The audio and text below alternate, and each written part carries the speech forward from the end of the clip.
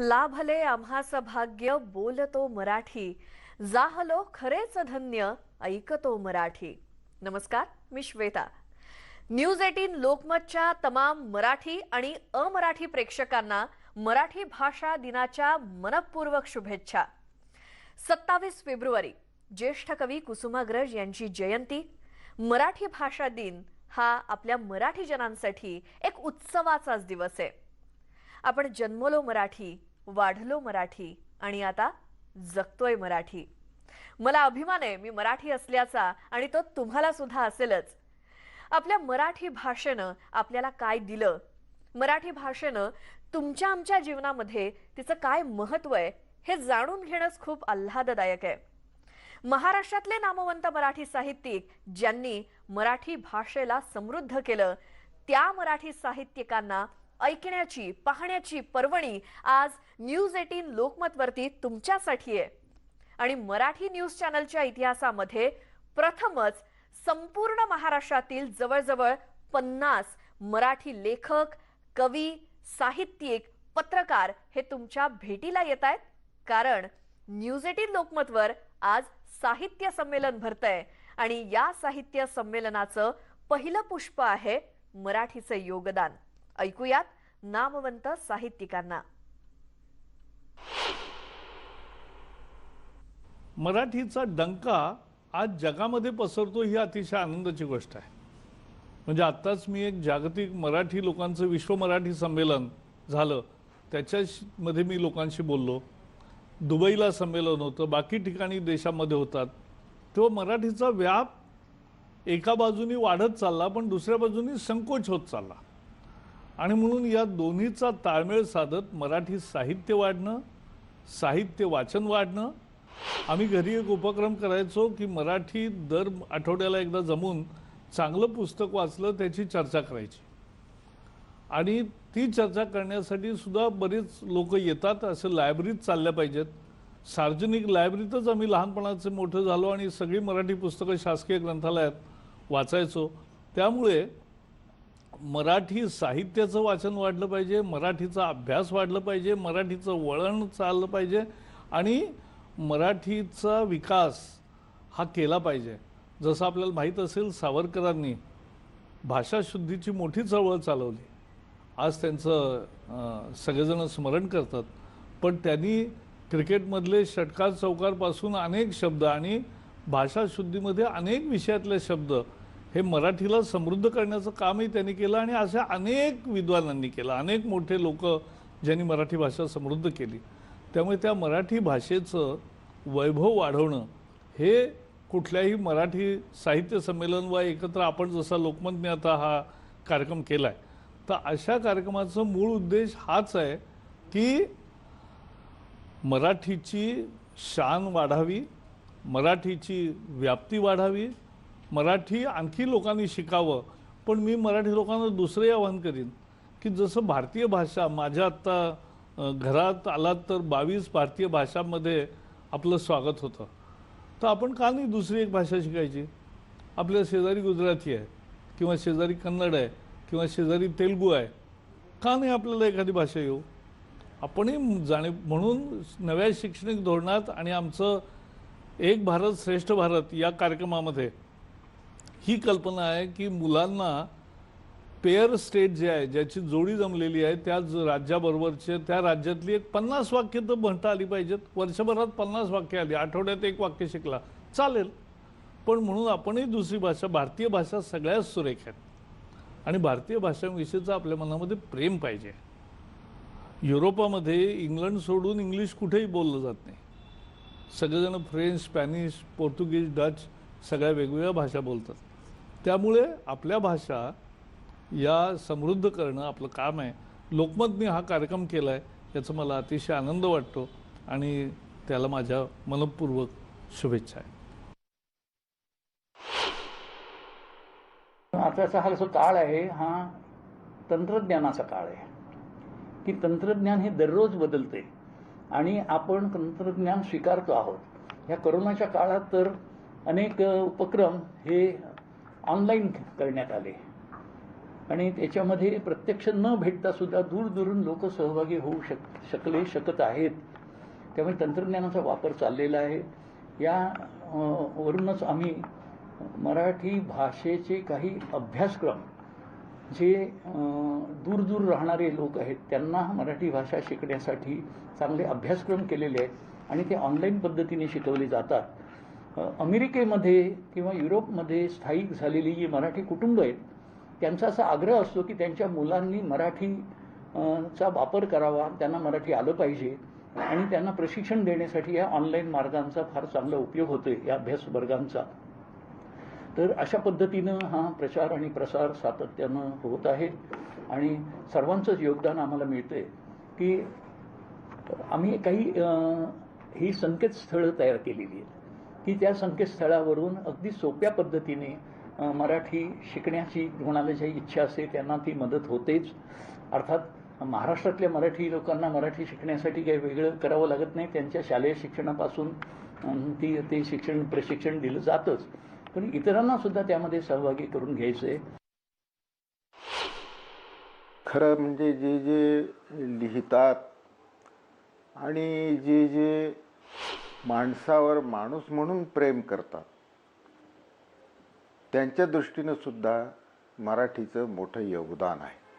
खरं म्हणजे ज्ञानेश्वर माऊली आणि तुकाराम हे त्या योगदानाचे दोन फार उच्च अशा प्रकारचे मानदंड आहेत. मध्ये ही सगळी संत मंडळी कवितेतून लिहित होती, परंतु महानुभाव संत हे गद्यातून लिहित होते. तो एक अपवाद होता आणि तिथूनच मराठी गद्याला खरं तर सुरुवात झालेली आहे.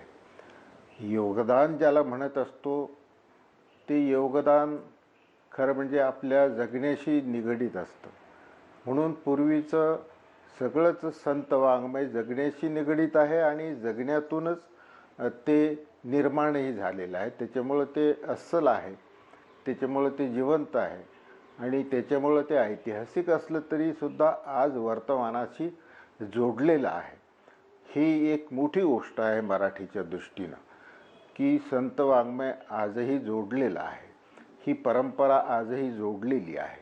एखाद्या देवतेच्या नावानं असेल तीसुद्धा लोकदेवता आणि तत्सम अशा प्रकारच्या लोकांच्या मनातल्या भावना जिथं निगडीत आहेत त्याच्या संबंधीची असो, हे सगळं जे मराठीचं योगदान आहे.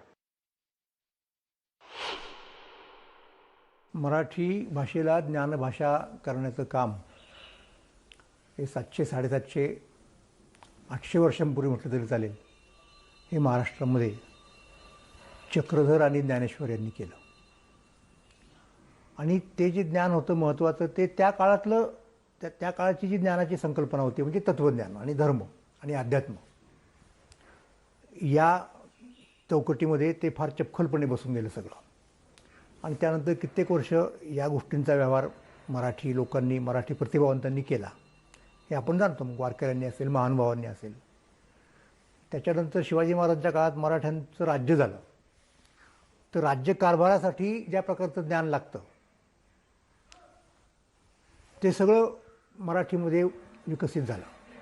म्हणजे अगदी शिवाजी महाराजांनी त्यासाठी राज्य व्यवहार कोश तयार करून घेतला होता. हे भाषिक भान त्यांना होतं. आणि आपण बघतो की मग अशा पद्धतीने मराठ्यांचं राज्य भारतभर पसरलं. त्या ठिकाणी जिथे जिथे मराठा गेले तिथे त्यांची भाषा गेली, तिथे त्यांचे कागदपत्र गेले. हे सगळं आपण पाहिलेलं आहे, म्हणजे त्याला इतिहास साक्ष आहे. पुढचा जो टप्पा आला की आपल्यावरती इंग्रजांचं राज्य आलं आणि एक वेगळ्या प्रकारे जागतिक प्रकारची संस्कृती, ज्याचा विज्ञान हा एक महत्त्वाचा गाभा आहे, तो आपल्याकडे आला. आता हे खरं आव्हान होतं आपल्याकडे की ते विज्ञान आपणाला पेलायला पाहिजे होतं. आणि विज्ञानाच्या अनुषंगाने तिथे ज्या प्रकारचं सामाजिक विज्ञान निर्माण झालं आणि ज्या प्रकारच्या सामाजिक संस्था उत्पन्न झाल्या, राजकीय संस्था उत्पन्न झाल्या, तो सगळा व्यवहार आपल्याला आपल्या भाषेमध्ये करता यायला पाहिजे होता. आणि त्यावेळेला आपल्या पूर्वसुरींनी त्यासाठी खूप कसोशीने प्रयत्न केले. न्यायमूर्ती रानडे असतील, महात्मा फुले असतील, लोकमान्य टिळक असतील. तिथे आपण कमी पडलो नाही, हे आपल्याला सांगायला पाहिजे. नंतरच्या काळात विज्ञानाची झपाट्याने वाढ एवढी की आपण त्याच्यात मागे पडलो. ही वस्तुस्थिती आहे. तेव्हा ती मान्य करून आपण काय करू शकतो. आणि आता आपण अशा टप्प्यावरती आहोत की हा जो बॅकलॉग आहे तो फक्त आपण डिक्शनऱ्या निर्माण करून किंवा काय असा भरून निघणार नाही, तर त्यासाठी आपण प्रत्यक्ष त्या व्यवहारामध्ये उतरलं पाहिजे. जेवढी आपल्या व्यवहाराची व्याप्ती तेवढी आपल्या भाषेची व्याप्ती.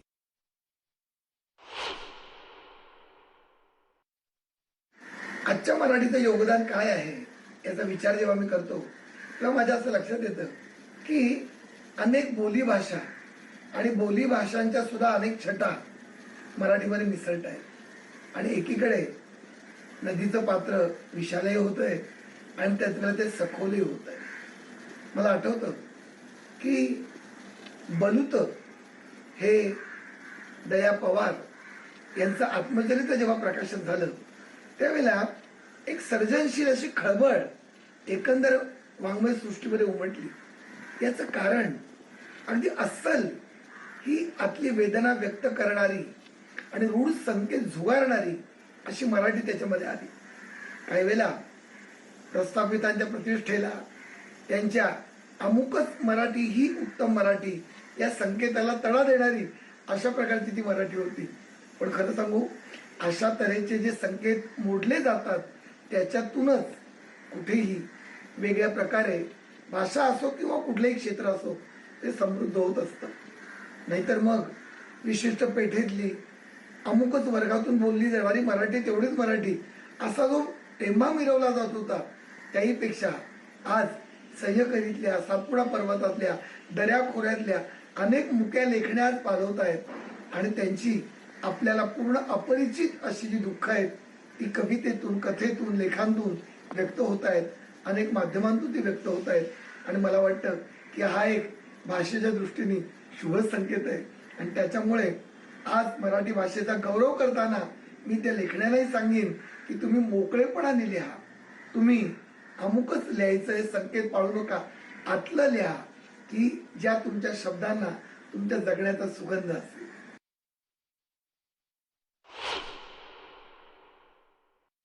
आज जेव्हा आपण जीवनाची गती बघतो, त्याचा आयाम बघतो, तेव्हा खरंच मातृभाषा मराठीचं संवर्धन आवश्यक आहे का?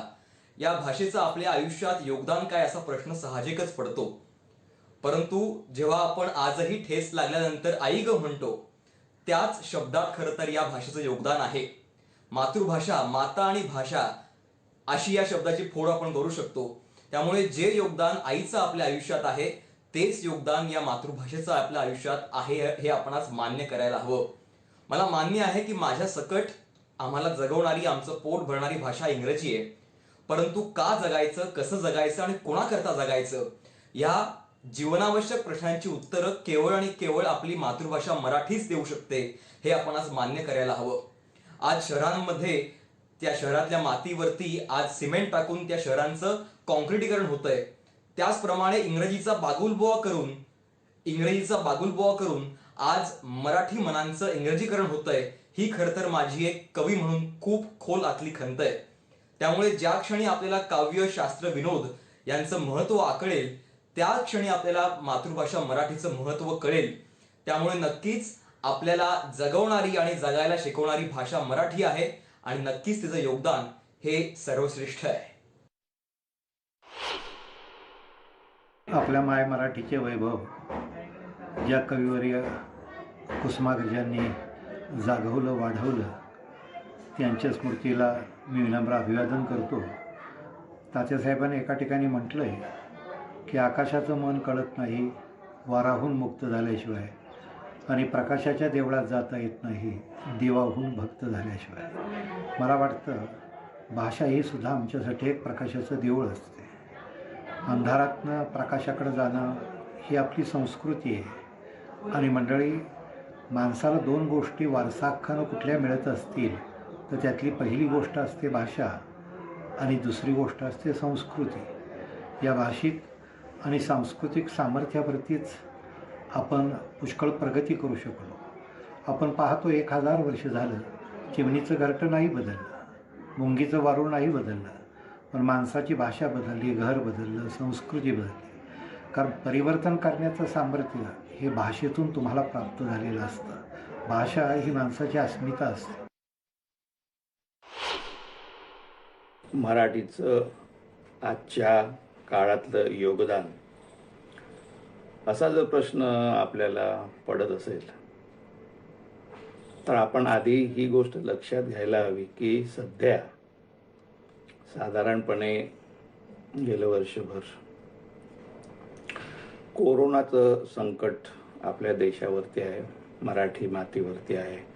मराठीच्या एकूण विचार करण्याच्या प्रक्रियेवर सुद्धा एक प्रकारचं संकट आल्यासारखं झालेलं आहे की कुठले उपक्रम घ्यावेत मराठीच्या आजच्या काळाचा योगदान सिद्ध करण्यासाठी.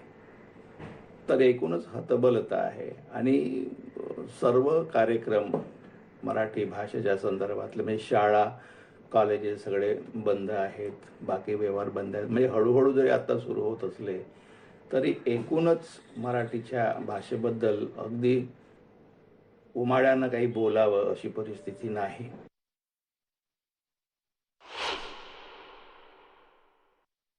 अतिशय अभिमान आहे मला की आपण मराठी भाषेच्या पोटी जन्माला आलो. आपण सगळेजण आपण जसा अभिमान असतो आपल्याला आईविषयी, आपण नेहमी म्हणतो की या आईच्या पोटी जन्माला आलो याचा मला अभिमान आहे, तसाच मला मराठी भाषेच्या पोटी जन्माला आलो याचा अभिमान आहे. आणि केवळ अभिमान नाही तर त्याचा अभ्यास जरी केला तरी हे लक्षात येतं की काही शतकं आणि त्याच्याही आधी आपली भाषा संस्कृतमधनं जशी मराठी आली, ही अनेक म्हणजे संस्कृत ही तर जर्मन सकट अनेक भाषांची जननी असं मानलं जातं. तर त्याच्यातनंच आपली मराठी भाषा आली आणि ज्ञानेश्वर माऊलींपासून ते इतक्या पिढ्या ती मराठी भाषा तशीच आहे. आणि मला वाटतं आपण अगदी जन्मतः पहिल्यांदा ज्या गोष्टी आपल्याला भेटतात, जशी आपल्याला आपली माणसं दिसतात तसे पहिले शब्द ऐकू येतात. तर त्याच्यातलाही आपला पहिला जो आई शब्द असतो, आपला बाबा शब्द असतो, आपलं पाणी शब्द असतो, तर ही भाषा ही आपल्या जगण्याचा अविभाज्य भाग आहे असं मला वाटतं.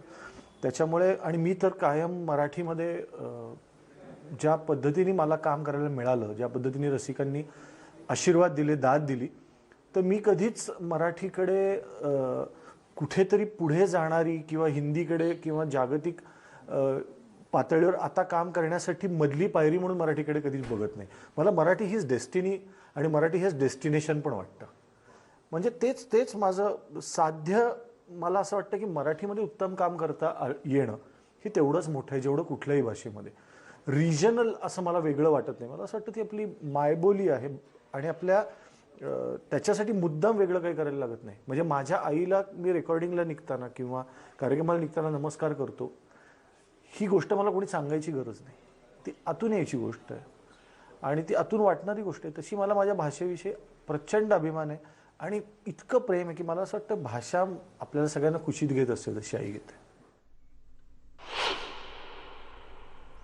तर आपल्या आयुष्यात मराठीचं योगदान किती या संदर्भातली आपण दिग्गजांची ही सगळी मतं जाणून घेतली.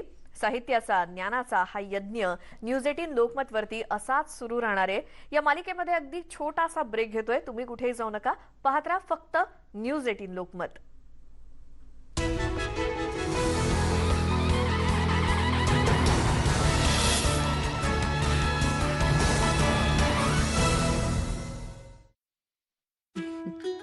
सिच्युएशन कोणतीही असो, माझ्या फॅमिलीची मीच काळजी घेते आणि याच्यासाठी माझा भरोसा आहे फक्त नेटमेट्स. मॉम डॅडची औषधं मी सारं नेटमेट्स वरच ऑर्डर करते. औषधांची एक्सपायरी डेट चेक करा, ऑर्डर कन्फर्म करा, इझी होम डिलिव्हरी मिळवा. माझा आणि माझ्या फॅमिलीचा भरोसा फक्त नेटमेट्स, इंडियाची आपली फार्मसी. अकेला तू नहीं दुनिया अकेले इस पे, किसी से हौसले कम ना जिसके. अकेला तू नहीं दुनिया अकेले इस पे,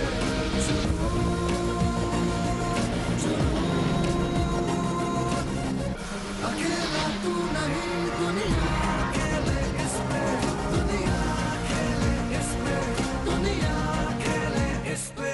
मम्मी, हा नवीन वाला डेटॉल खूप मस्त आहे. आतापर्यंत सर्वोत्तम डेटॉल हा व्हायरससह 99.99% जंतूंपासून संरक्षण करतो आणि देतो मलाईदार फेस देखील. डेटॉलला आतापर्यंतचा सर्वोत्तम म्हणण्याची सर्वांची आपली आपली कारणं आहेत. आपलं काय आहे? डेटॉल बी 100% शुअर.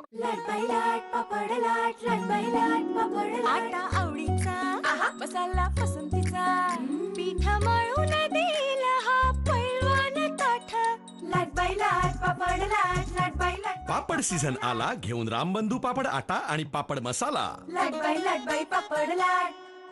इम्युनिटीसाठी हळद बेस्ट आहे, हो की नाही? स्किनच्या इम्युनिटीसाठी पण. म्हणूनच मी वापरते विको टर्मरिक WSO क्रीम. यात आहेत हळदीचे गुण जे स्किनची इम्युनिटी वाढवतात आणि पिंपल्स, ऍक्ने, डार्क स्पॉट्स दूर ठेवण्यास मदत करतात. विको टर्मरिक WSO क्रीम त्वचेला द्या हेल्दी चमक. लास्ट बेंचर होतीस की टॉपर? कथक की हिपहॉप? मुलाकडची एक्सटेंडेड फॅमिली विचारिंग अनॉइंग प्रश्न. प्रेशर दूर करा. मराठीशादी.com वर या आजच डाउनलोड करा. काय दिसतेस? पण केस सोड ना, जास्त सुंदर दिसशील. पांढरे केस लपवते. सोड त्यांना, मी सांगते तुला. कलर जपणूक करणारा कलर. 10 पट जास्त ॲलोवेराची जपणूक नवीन गोदरेज एक्सपर्ट रिच क्रीमने. याचा नो अमोनिया क्रीम देते रिच कलर आणि केस दिसतात सॉफ्ट शायनिया. गोदरेज एक्सपर्ट रिच क्रीम या कलर मध्ये आहे जपणूक. सामान्य खोकल्याच्या गोळ्या बॅक्टेरिया आणि व्हायरसला नाही मारत, पण कॉफसिल्स गळ्याचे 99.9% किटाणू मारते. कॉफसिल्स. जर्म्स आणि व्हायरसेस पृष्ठभागांवर अनेक दिवसांपर्यंत जिवंत राहू शकतात. म्हणून माझा भरोसा लायझॉल, जो मारतो कोविड-19 पसरवणारा कोरोना व्हायरसला फक्त 30 सेकंदामध्ये आणि 99.9% जर्म्स देखील. म्हणून तर घर बनते सेफ टू टच. हिऱ्यासारख्या शरीराला चमकवते एलॉइस हेअर रिमूव्हल क्रीम. त्वचा होईल चमकदार आणि मुलायम. एलॉइस hair removal cream. LHS is equal to RHS. समजलं का ब्रो? कॉन्सेप्ट समजावायला लागलाय. चांगलंय. फोन साठी अडवलं नाही. काय झालंय? ओए ब्रेक घे रे यार पार्टनर. कॉन्सेप्ट समजले की यांचं अभ्यासात मनही लागतं आणि पेरेंट पासून पार्टनर पर्यंतचं अंतर सहज पार होतं. बाय ज्यूस आत्ताच डाउनलोड करा. नवीन संतूर ॲलो फ्रेश, लिंबू आणि ॲलोवेराने बनवलेला, जो चिकटपणा दूर करतो आणि त्वचेला देतो उजळपणा. त्यामुळे तुम्ही राहाल फ्रेश आणि दिसाल तरुण नेहमी. नवीन संतूर ॲलो फ्रेश. रहा फ्रेश, दिसा तरुण. कालची हार मनाला लागली ना? नवीन दिवस आहे, आजवर फोकस कर. ही घे श्रुती कोलगेट मॅक्स फ्रेश. यातले मिंटी कूल क्रिस्टल्स तुला रिफ्रेश करून टाकतील. चला रिफ्रेश करू जिंदगी ही. नवीन दिवस आहे, चला रिफ्रेश करू. आजार वाढले तर संरक्षण देखील वाढणं जरुरी आहे. म्हणूनच आम्ही बनवले नवीन आतापर्यंतचा सर्वोत्तम डेटॉल. हा व्हायरस आणि बॅक्टेरियासह 99.99% जंतूंपासून संरक्षण करतो. देतो उच्चतम TFM शक्ती आणि ताजा स्पर्श. डेटॉल, बी 100% शुअर. हुसेन साहेब, काय करताय आपण? पेंट लागला तर मम्मी ओरडे. डागांना घाबरला तर परफेक्ट पेंटिंग कसं कराल? म्हणूनच मम्मीला द्या मायक्रोबस्टर्स वाला निरमा ऍडव्हान्स. तेव्हा तुम्ही फक्त कामावर लक्ष द्या, डागांवर नाही. वाह, माझ्या पिकासो निरमा ऍडव्हान्स.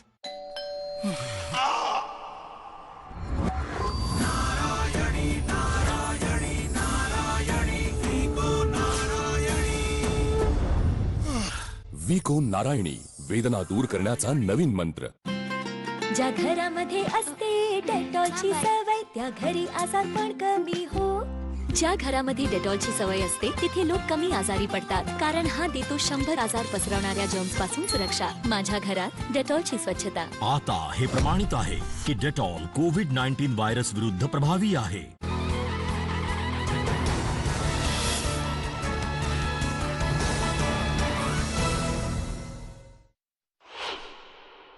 आयुष्यात जितकं आईचं स्थान रेलिव्हंट असतं तितकंच आपल्या मातृभाषेचं स्थान रेलिव्हंट असतं. आणि मातृभाषेची जागा ही दुनियेतली कुठलीही गोष्ट घेऊ शकत नाही, कुठलीही भाषा घेऊ शकत नाही. तुम्ही जगभरात कुठेही असा. मला असं वाटतं की कुठेतरी ठेच लागली का तोंडात नाही ग असंच येतं.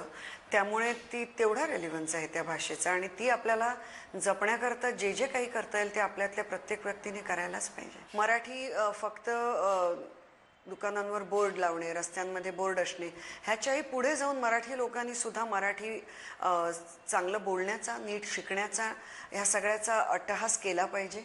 आणि तो अट्टहास आता हवेतनंच असा निर्माण होत नाही. त्यांच्या मुलांना सर्वप्रथम नीट मराठी बोलता आलं पाहिजे. अनेक मी असं बघितलं आहे की युवा पिढीला मराठीतनं बोलताना लाज वाटते आणि त्यामुळे मधला एखाद दुसरा शब्द मराठी ठेवून किंवा पहिला आणि शेवटचा शब्द मराठी आणि मध्ये सगळे इंग्लिश किंवा हिंदी शब्द घालून मराठी बोलण्याचा एक असा प्रयत्न दिसतो त्यांचा की जो फार लाजिरवाणा आहे खरं तर. कारण मला असं वाटतं की म्हणजे मी स्वतः मराठी व्यतिरिक्त हिंदी आणि इंग्लिशसुद्धा तितकंच चांगलं बोलते, पण मला फार हे गरजेचं वाटतं की आपण जी भाषा बोलतोय ती चांगली बोलावी. त्यामुळे त्याने आपण सगळ्याच भाषांचा एक प्रकारचा अपमान करत असतो. तर ही सगळ्या गोष्टी आधी सर्वप्रथम मराठी लोकांनी ह्या गोष्टी आत्मसात करायला पाहिजेत आणि त्या कुठेतरी आपल्या व्यवहारात वापरल्या पाहिजेत. ही फार गोड भाषा वाटते आणि हे लीळाचरित्र म्हणजे मराठीतलं आद्य साहित्य आहे. पहिलं मराठीमधलं हे गद्य आहे आणि मराठीतली पहिली कविता ही ज्ञानेश्वरांची आहे, ज्ञानेश्वरी. आणि ज्ञानेश्वरीमध्ये आपण पाहतो की ज्या गोष्टी आपण वाचतो, ज्या आपण समजून घेतो, ज्या आजपर्यंत प्रत्येक माणसाला 100% पटत आलेल्या आहेत, त्या सगळ्या गोष्टी कालातीत आहेत. आणि ज्ञानेश्वरांचं पसायदान कुणा एका माणसासाठी नाही, कुणा एका भाषेसाठी नाही, कुणा एका व्यक्तीसाठी नाही, समग्र विश्वासाठी ते पसायदान मागतात, देवाकडे प्रार्थना करतात सगळ्यांच्या कल्याणाची. असं पसायदान ज्या भाषेमध्ये आहे, असं लीळाचरित्र ज्या भाषेमध्ये आहे, त्या भाषेच्या आजच्या काळातल्या योगदानाबद्दल प्रश्न विचारणं मला खरोखर अप्रस्तुत वाटतं.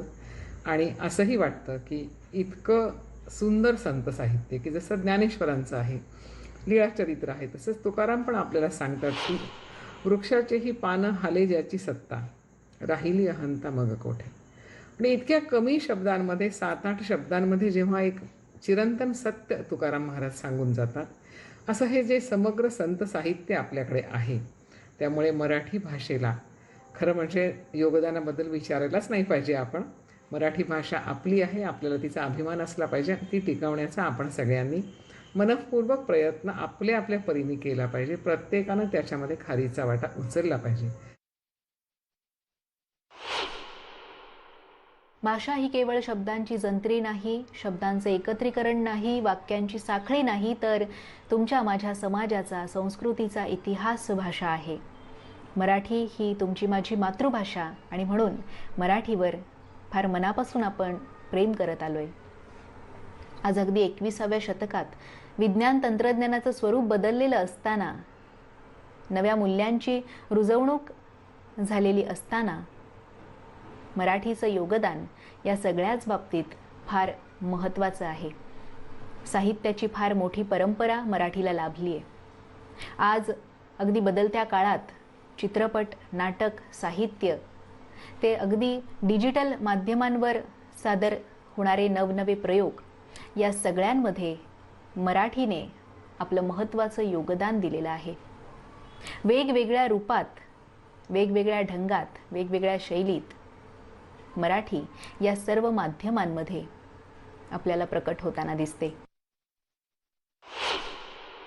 मराठीचं आजच्या काळातील योगदान हा महत्त्वाचा असा विषय आहे जो बोलला गेला पाहिजे आणि त्या विषयावरती मतं मांडली गेली पाहिजेत. मराठी भाषेकडे पाहत असताना किंबहुना मराठी विषयाचं अध्यापन करत असताना माझ्या डोळ्यासमोर असतो तो म्हणजे युवा वर्ग, विद्यार्थी वर्ग. आणि या दृष्टीने काही महत्त्वाची अशा काही नोंदी सध्याच्या काळामध्ये घडत आहेत. पहिली गोष्ट म्हणजे 10वी पर्यंतच्या सगळ्याच बोर्डाच्या शाळांमध्ये मराठी भाषा जी आहे ती सक्तीची करण्यात आलेली आहे आणि ही चांगली गोष्ट आहे. त्यानिमित्तानं विद्यार्थी वर्ग जो आहे तो मराठी भाषा शिकेल आणि त्याचं कुठे ना कुठे उपयोजन करेल, आपल्या नेहमीच्या बोलण्यामध्ये त्याचं उपयोजन करेल आणि ही चांगली अशी गोष्ट सध्या घडताना दिसते. दुसरी एक महत्त्वाची गोष्ट दिसते ती म्हणजे येणाऱ्या 2022 या काळापासून शैक्षणिक बदल जे काही होत आहेत आणि त्यामध्ये अभ्यासक्रमामध्ये देखील बराच मोठा बदल होत आहे आणि त्यामध्ये बोलीभाषा, मातृभाषा याला प्राधान्य देण्यात आलेलं आहे. तर या दृष्टीने हे सकारात्मक पाऊल उचललेलं आहे असं म्हणता येईल.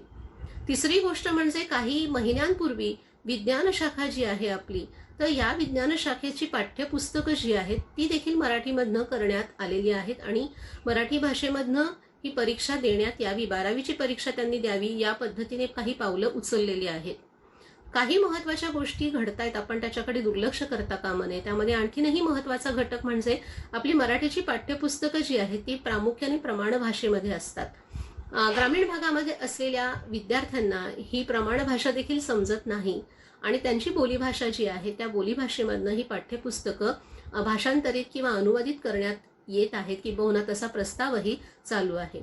या महत्त्वाच्या गोष्टी ज्या घडता आहेत त्या आपण सकारात्मक दृष्टीने पाहूया. मराठी बोलूया, महाराष्ट्र धर्म वाढूया, आपण असं म्हणतो. पण असं खरंच घडतं का? हा एक माझ्या मनामध्ये आलेला प्रश्न आहे की जेव्हा आपण भाषिक संवर्धन हा विचार करतो, भाषा संवर्धनाचा, त्यावेळेस माझ्या मनात कुठेतरी असं वाटतं की आपण खरंच हे सगळं करतो का? कारण मराठीचा बोलबाला आपण करतो, वाढूया म्हणतो, पण कितीतरी कुटुंब अशी आहेत की जिथे मराठी भाषा, आपण मराठी भाषिक असून सुद्धा ते एकमेकांशी संवाद करतात ते इंग्रजीतून करतात. मग असं ते का करत असतील? आणि हे करू नये असं मला कुठेतरी वाटतं. कारण कुठल्याही भाषेचा दुस्वास करणं हे योग्य नाही, पण म्हणून आपली मराठी भाषा, आपण मराठी असून, मराठी भाषा बोलणारे असून हे जर होत असेल तर हे कुठेतरी थांबलं पाहिजे असंही मला वाटतं. ते कवयित्री यांचं म्हणणं मराठी भाषेसंदर्भातलं, त्यांच्या आयुष्यामध्ये मराठी भाषेचं काय महत्व आहे आणि योगदान आहे हे आपण आणखीन बऱ्याच साहित्यिकांकडून ऐकणार आहोत. या मालिकेमध्ये अगदी एक छोटासा ब्रेक पुन्हा एकदा घेतोय आणि लगेच परत येऊयात. पाहत राहा न्यूज 18 लोकमत.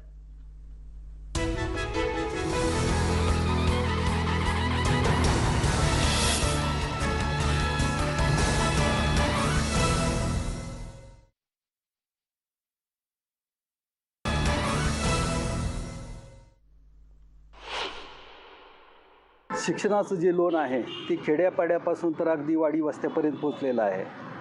आणि त्याच्यामुळे काय झालेलं की बरीचशी मुलं ही पदवीधर झालेली आहेत आणि ती लिहिती झाली आहेत. विशेष म्हणजे फक्त एकच गोष्ट आहे की इतर जे साहित्य प्रकार आहेत, म्हणजे उदाहरणार्थ कथा वगैरे किंवा कादंबरी वगैरे, यापेक्षा कवितेकडे जास्त लोकांचा कल आहे असं मला जाणवत आहे. आणि ते योग्यही आहे म्हणा. आणि आणखी एक महत्त्वाची गोष्ट म्हणजे हे इलेक्ट्रॉनिक मीडियामधून सुद्धा मराठीचा उत्तम असा प्रचार होतो आहे आणि योग्य आहे ते, मला म्हणायचं नाही.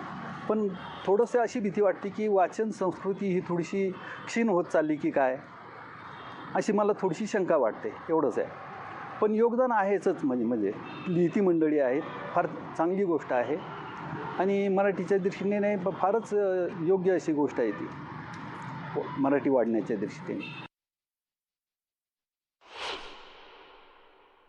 कोणत्याही मानवी समूहाची भाषा ही एक अत्यंत अनिवार्य गरज असते. किंबहुना भाषेशिवाय कोणताही समाज अस्तित्वातच येऊ शकत नाही. संदेशवहन किंवा विचारांची देवाणघेवाण करण्याचा एकमेव आणि महत्त्वाचा मार्ग म्हणून आपण भाषेकडे बघतो. आज आपण ज्या काळामध्ये आहोत, म्हणजे ज्याला पोस्ट मॉडर्न किंवा उत्तर आधुनिक काळ असं म्हणतो आहोत आपण, की ज्या काळामध्ये आपल्या सगळ्या सांस्कृतिक, मानसिक, भाषिक धारणा बदललेल्या आहेत. विविध स्वरूपाचे भाषिक आणि सांस्कृतिक अवकाश आजच्या काळामध्ये निर्माण झालेले आहेत आणि माणसाच्या एकूणच जगण्याला अनेक मिती प्राप्त झालेल्या आहेत. मला वाटतं की केवळ माणसाच्या वर्तन व्यवहाराला आणि त्याच्या सांस्कृतिक संवेदनेलाच भाषा प्रगल्भ करते असं नाही, तर भाषेमुळे समाजाच्या भौतिक रूपातही फार मोठा बदल होत असतो. आजच्या संदर्भात मराठीचं योगदान काय असं जर मला कोणी विचारलं तर मी अगदी ठामपणे सांगेल की मराठी भाषेमुळेच जगाला संत ज्ञानेश्वरांची ओळख झाली. मराठी भाषेमुळेच संत तुकारामांनी भाषेचा परिघ ओलांडला आणि ते 7 समुद्रापार पोहोचले. एवढंच नव्हे तर अगदी केशवसूत बहिणाबाई चौधरी, नामदेव ढसाळांपासून ते अगदी भुजंग बेशरामांपर्यंत, म्हणजे ही जी काही आपली एक लेखक, कवी, विचारवंतांची एक महत्त्वाची परंपरा आहे, ही परंपरा सुद्धा मराठी भाषेमुळेच देशाच्या पलीकडे पोहोचलेली आहे असं आपल्या लक्षात येईल.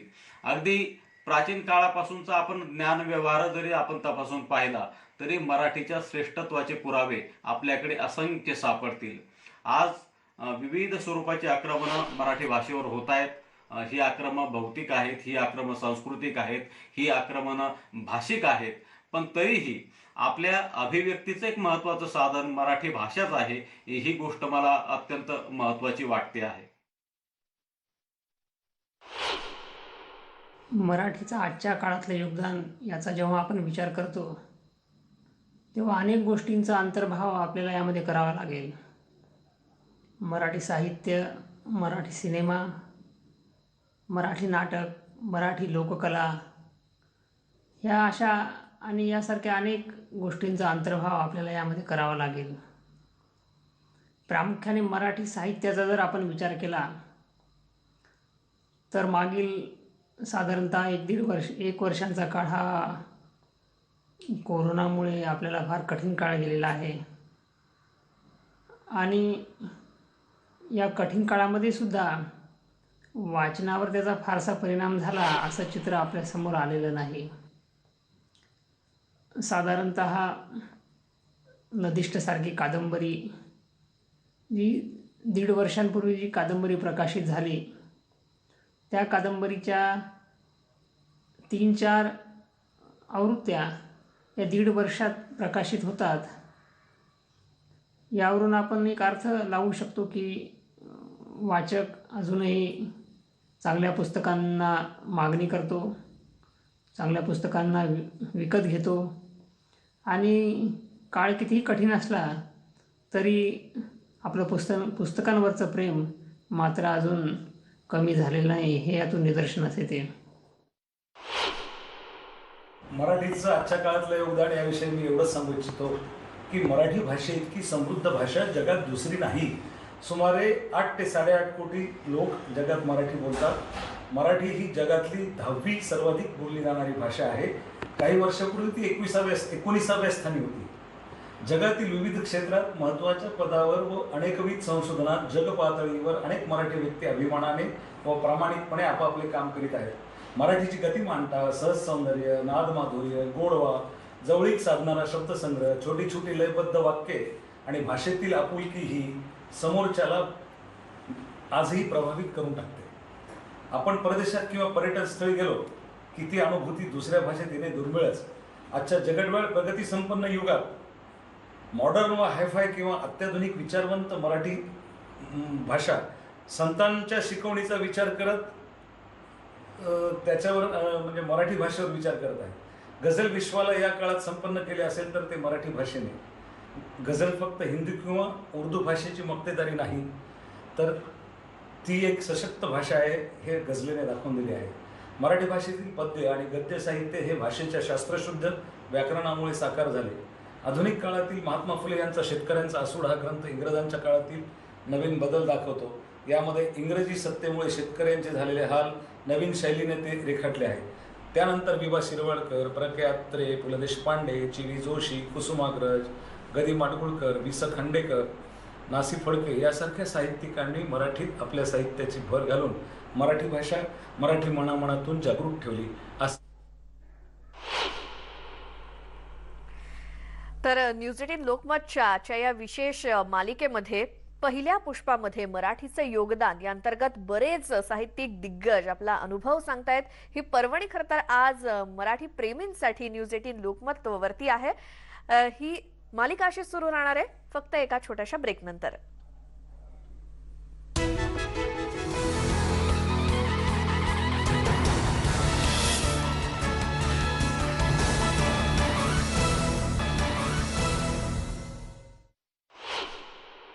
खरं तर भाषेने काय दिलं हा प्रश्न विचारलाच जाऊ नये. कारण आपण भाषेचं बरंच काही देणं लागतो. आपण भाषेला काय दिलं? कुसुमाग्रजांनी झपुर्झा नावाचा एक शब्द दिला, तो शेवटचा. त्यानंतर मराठीला आपण कुठे काय दिलं? आपण लिहित असलेले कविता, लेख हे फक्त मराठीच्या मोठ्या त्या डिक्शनरीमध्ये किंवा डायरेक्टरीमध्ये जाऊन पडतात. ऑक्सफर्डसारखी युनिव्हर्सिटी वर्षाला नवीन डिक्शनरी काढते. ह्याला कारण काय? कारण नवीन शब्द त्या डिक्शनरीत रुजू झाल्यात. जी भाषा त्यांना आधी माहीत नव्हती त्या भाषेतून ते काही शब्द घेतात. जशी आपली संस्कृतमध्ये त्यांनी श्लोक हा शब्द घेतला आहे, ओंकार हा शब्द घेतला आहे. हे शब्द त्यांना आधी माहीत नव्हते. त्यांनी ते शब्द घेतले आणि स्वतःच्या भाषेत रुजवायचा प्रयत्न केला. आपण नवीन शब्दांना जेव्हा हात मोकळे करून आलिंगन द्यायला जाऊ तेव्हा आपली भाषा वाढेल. आणि जेव्हा आपण भाषा वाढवायला जाऊ आणि भाषेत शब्द टाकायला जाऊ तेव्हा विचार करू की भाषेने आपल्यासाठी काय केलं. कारण भाषा तेव्हा मोठी होते जेव्हा भाषा बोलणारी माणसं मोठी होतात. कुठल्या तरी परकीय देशात कुठल्या तरी भाषणात जेव्हा लता मंगेशकर मराठीत एखादं वाक्य बोलते किंवा एखादं मराठी गाणं म्हणते, तेव्हा जे वाटतं त्याने आपोआप मराठी भाषा तिथवर पोहोचल्याचा आनंद होतो. तर ह्या भाषेचं योगदान आपल्या आयुष्यात काय आहे हे बघण्यासाठी आपण या भाषेसाठी काय करू शकतो हे शोधणं जास्त गरजेचं आहे.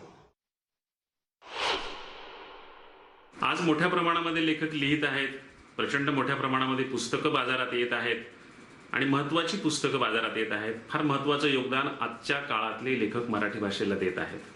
त्याच्यामध्ये प्रामुख्यानं ग्रामीण भागातून आलेले, बहुजन समाजातले, अनेक जाती जमातीतून आलेले जे लेखक आहेत ते लेखक अत्यंत महत्त्वाचं योगदान देत आहेत.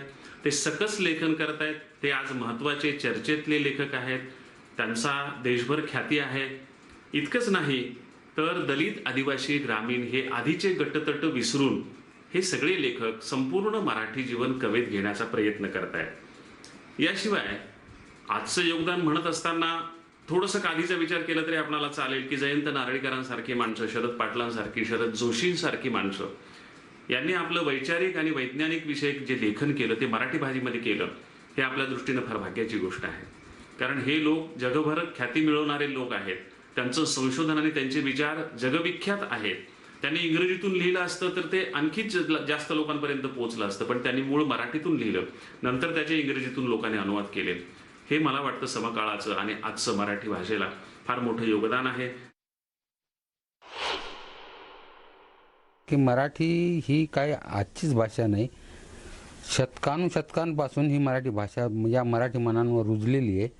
संत साहित्यापासून, त्याच्यानंतर वैचारिक आलेल्या साहित्यापासून ही भाषा मराठी मनावर अधिराज्य करते. त्याच्यामुळे ही मराठी भाषा आजच्या काळामध्ये मराठी माणसांना जोडण्याचं कार्य करत आली. फार पूर्वीपासून हे कार्य करत आली आणि हे कार्य संतांनी मोगलाईच्या काळामध्ये ज्या वेळेला मुसलमानी आक्रमण व्हायची त्या काळामध्ये मराठी समाज जिवंत ठेवणे आणि मराठी भाषा जिवंत ठेवण्याचं कार्य, महत्त्वाचं कार्य त्या काळातल्या संतांनी केलेलं आहे. अलीकडच्या काळामध्ये ही जी मराठी भाषा आहे, ही मराठी भाषा आपली ही जशी आपल्याला दिसते तशी ती खरोखरी पुढं वाटचाल करू शकते का याचा आपल्याला विचार करावा लागणार आहे. अलीकडे मराठीचा ज्या वेळेला मी विचार करतो त्या वेळेला मला चित्र असं दिसते की खेड्यापाड्यांमधून मराठी शाळांच्या ऐवजी आता इंग्रजी शाळा निघत आहेत आणि पालकांना, माईवडिलांना असं वाटतं की आपली मुलं इंग्रजी शाळांमधून शिकली पाहिजेत. इंग्रजी ही जागतिक भाषा आहे, देशाची आंतरराष्ट्रीय भाषा आहे जरी मान्य केलं तरी पण मातृभाषा ही माणसाचे व्यक्तिमत्व घडवण्यासाठी अतिशय महत्त्वाचं योगदान देत असते. मराठी जगातली 10व्या क्रमांकाची भाषा आहे. आज बऱ्याच देशामध्ये मराठी भाषा स्थलांतरामुळे बोलली जाते. भारतामध्ये 4थ्या क्रमांकावर आज मराठी आहे. अनेक जाती धर्माचे लोक मराठी बोलतात. अनेक धर्म, पंथ, प्रांत, या संस्कृती यांना मराठीने आपल्या पोटात सामावून घेतलेलं आहे.